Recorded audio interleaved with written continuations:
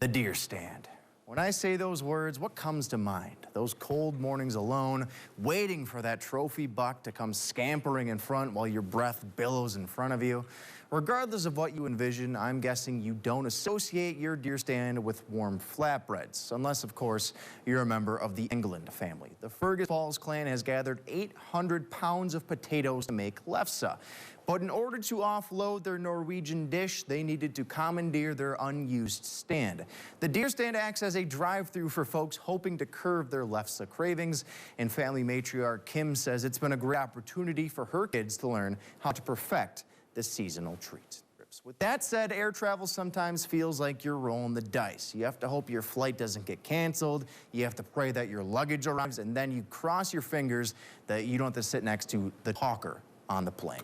It's all a gamble, and sometimes you don't win, but other times you can gamble and come out like Raymond Roberts. The Massachusetts man won not 1 or 2 or even 3 jackpots. Instead, he won 6 lottery jackpots all at once. Roberts says he brought 6 tickets, all with the same numbers. The jackpot that he won was for $25,000 a year for life. You multiply that by 6, and you've got a haul of $150 grand per year. So what does the Fall River man plan on doing with his winnings? Well, buy a motorcycle, of course. Summer internships can be a great opportunity for work experience, to network, to get your foot in the door. But this summer internship, well, it might just top them all.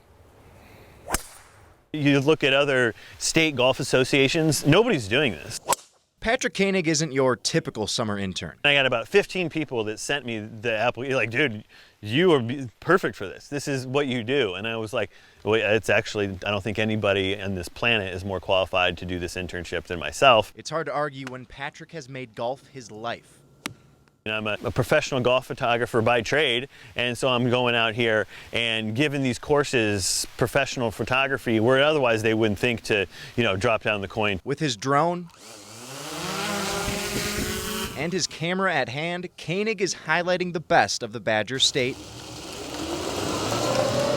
by playing 50 courses in 50 days. I've long said that Wisconsin is the greatest spot in the country for public golf. Part of it is to give these courses some exposure and to give Wisconsin golf, public golf, the attention that it deserves. While his resume speaks for itself, Patrick still stood out with his application. I put down important things, like I was published in Golf Digest, but then I also put down there, I once rolled a watermelon 322 yards down a fairway in Mexico. I put some stats down on my high kicks. I mean, I can kick pretty high. And then references, I listed my ex-wife. She can certainly testify to how much I love golf. Although she could not be reached for comment, there it is. It's clear that this is Patrick's dream job. I'm playing golf, and there's a paycheck at the end of the day for doing stuff that I love to do. In St. Germain, Nate Meihak, Newswatch 12. The door may have closed on some hockey careers, but in Eagle River, the action lives on, even after retirement. I'm 74 years old, and I just love playing. I'll play 4 days a week, 5 days a week, whenever you can play a game. It's wonderful. Michael Eder has a passion for hockey, so much so that he decided to form his own league, the Noontime Hockey League. Well, it all started when we moved here and lived on a lake and was skating there, but came down to the rink here and met Dave Christensen, who is the manager of the rink here, and he said, why don't you come and skate in the indoor rink in the morning with us, by yourself or get some guys or whatever, and that was the beginning of it. Now it's a chance to get a good workout. This is my gym. I get to come and play hockey 3 times a week. It's the best exercise possible. Or as they say, it's the best form of physical therapy. I don't know if my doctor would agree with that. I hope they're not watching. But they say, that it's rough on the knees, and I tell the guys I got to smile. If it's not on the outside of my face, it's on the inside. But more importantly, this group keeps them coming back. There are almost no words for it. I can't even imagine not having this in my life.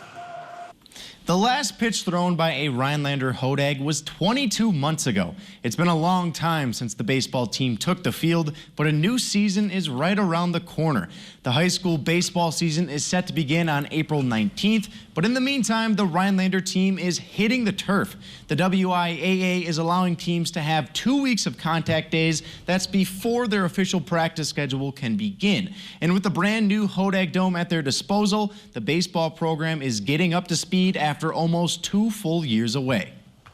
Right now, these contact days are an opportunity for us to teach drills, teach skills, talk about technique, and so that when we get practice going, we can get right into scrimmages right away. Because once practice starts, it's only another 8 days till we play our first game.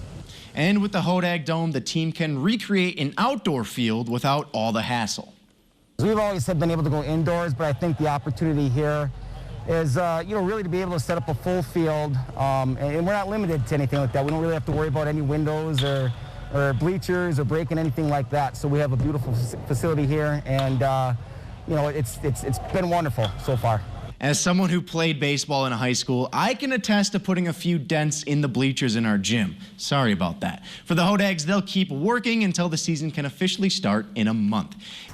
What a game in Division 7, but now we're going to take a step up to Division 6. There's just a little over 3 miles that separates Colby and Abbotsford high schools, but a potential trip over 170 miles to Camp Randall was on the line. Colby led 14-0 in the second quarter, but the defense putting the clamps on. Abbotsford pitching outside, but that Hornet defense closing the edge. They force a Falcon punt.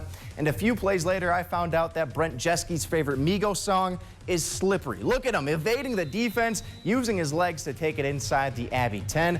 And I also learned that Mateo Lopez loves that Mac Miller song, The Spins. Look at him hitting the circle button to find the end zone. The Hornets march on with a 48-8 win. They'll face Auburndale next week. So I'm a dog person. Always have been. So you can just imagine my excitement when I found out the Packers were bringing back the big dog himself. Tight end Mercedes Lewis will return to Green Bay for his 16th NFL season. He agreed to a 2-year, $8 million deal with about a quarter of that guaranteed. Lewis said on Twitter that money isn't the main motivator. He just wants success. But still, not a bad payday. What do you think, Justin? Not at all. Thanks, Nate.